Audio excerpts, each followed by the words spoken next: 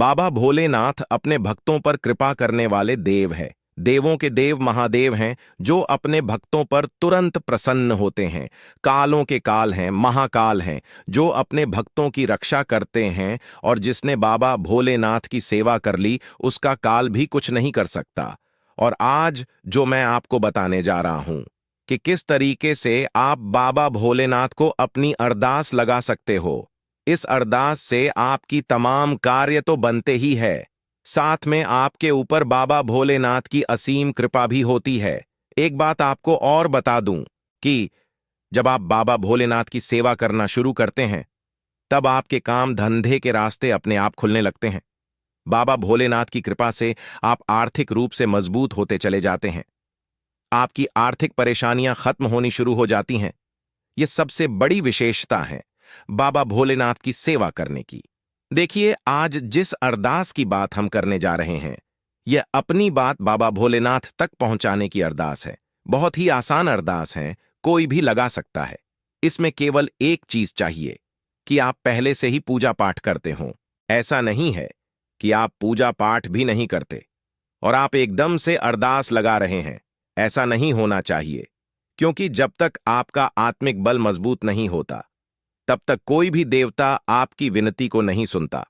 आपने देखा होगा कि बहुत सारे भक्त हैं जो चौकी लगाकर बैठते हैं। वह जब देवता से विनती करते हैं तो उनकी विनती तुरंत स्वीकार हो जाती है। इसका कारण है कि उस भक्त के पास आत्मिक बल बहुत ज्यादा है। आत्मिक बल दो तरीकों से प्राप्त किया जाता है। एक होता है मंत्र जाप के कारण, एक होता है पूजा पाठ के कारण। तो आप अगर पहले से ही मंत्र जाप या पूजा पाठ करते हैं तो यह अरदास आपके लिए विशेष है।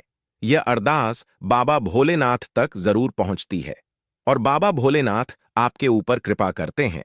तो आपको सोमवार के दिन सुबह शिव मंदिर में जाकर भगवान शिव को स्नान कराना है। ज्योत धूप बत्ती लगाकर बेलपत्र अर्पित करने हैं और प्रसाद में आप बताशे का भोग लगाइए। अब आपको सोमवार के दिन शाम के समय एक नारियल लेना है। जटा वाला नारियल आपको लेना है। 11 रुपए आपको लेने हैं। साथ ही 11 जोड़े लौंग लेनी है। एक गुड़ का टुकड़ा और 1.25 मीटर लाल कपड़ा आपको लेना है। एक कलावा भी लेना है। बस यही सामग्री चाहिए बाबा भोलेनाथ की अरदास के लिए। अब शाम को आपको अपने घर के मंदिर में बाबा भोलेनाथ की ज्योत लगानी है और अब जो 1.25 मीटर कपड़ा है उस नीचे बिछा दीजिए और उस कपड़े के ऊपर जटा वाला नारियल रखिए। उसके ऊपर 11 रुपए और 11 लौंग के जोड़े रखिए। गुड़ का टुकड़ा रखना है और फिर उस सामग्री को कपड़े के साथ हाथ में लेकर पोटली बनाकर बाबा भोलेनाथ से विनती करनी है कि हे बाबा भोलेनाथ, हे कैलाशपति, हे नीलकंठ महाराज, हे हलाहल विष को धारण करने वाले, हे देवों के देव महादेव, अपने भक्तों को अभय दान देने वाले, कृपा करने वाले, हे बाबा, मैं तो अज्ञानी मूर्ख बालक हूं, आपका सेवक हूं। मुझसे जो भी गलती हुई है मुझे क्षमा कीजिए। मैं पापी हूं, अज्ञानी हूं। बाबा, आपके चरणों का दास हूं, आपके चरणों में पड़ा हूं। मेरी यह मनोकामना है, इस मनोकामना को पूर्ण कीजिए। इस तरीके से 3 बार आपको बोलकर क्षमा याचना करके उस पोटली पर कलावा बांध देना है और अपने घर के मंदिर में रख देना है। और आपको एक बात और बता दूं कि अरदास लगाने से अगले 41 दिन तक सुबह शाम आपको बाबा भोलेनाथ की ज्योत अपने घर में लगानी है, उस पोटली के सामने, और बाबा भोलेनाथ से विनती करनी है कि बाबा, मेरी यह मनोकामना है, कृपया इसे पूरा कीजिए।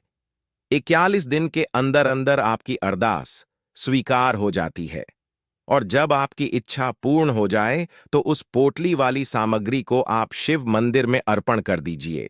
अब आपकी जो अरदास होगी, जैसे वह कोई शादी से संबंधित या पैसे से संबंधित कोई समस्या होती है, जॉब से संबंधित कोई समस्या या फिर संतान से संबंधित कोई भी परेशानी है, इन समस्याओं का निवारण इस अरदास से होता है। और यह अरदास बाबा भोलेनाथ की बहुत शक्तिशाली अरदास है। बाबा भोलेनाथ अपने भक्तों पर कृपा करते हैं और इस अरदास को स्वीकार करते हैं। जब आप उस पोटली को मंदिर में अर्पित करने जाएं तो आप अपने तरफ से भी 101 रुपए या जो भी आपकी श्रद्धा है वह शिव मंदिर में जरूर चढ़ाएं। ओम नमः शिवाय।